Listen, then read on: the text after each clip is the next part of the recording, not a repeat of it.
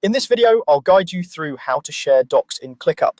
If you're collaborating with a team, a client, or just need to send a document to someone quickly, knowing how to properly share your ClickUp docs will save you a lot of time and confusion. I'll walk you through exactly where to click, what to look for, and give you a few practical tips along the way so you feel confident doing this on your own.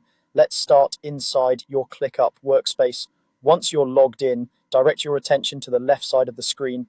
This is your main sidebar, and it's where you'll find most of the tools and sections you'll use on a regular basis.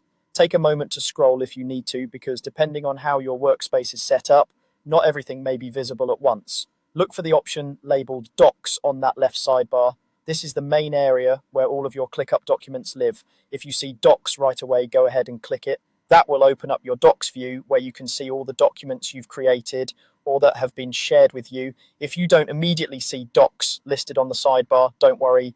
In many layouts, some options are grouped under a More section to keep the interface clean. In that case, look for an item labeled More, usually with an icon indicating additional options. Click on More, and from the expanded list, choose Docs.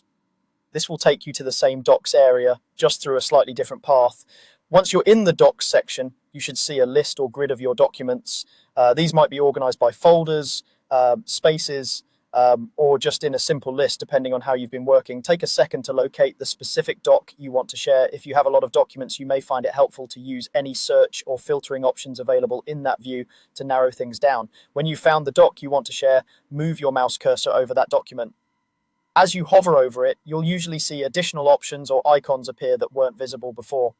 One of these will be related to sharing. The exact appearance can vary slightly with interface updates, but it's typically labeled Share or represented with an icon that clearly indicates sharing or a link. Now click on the Share option for that doc. This will open the sharing settings for that specific document.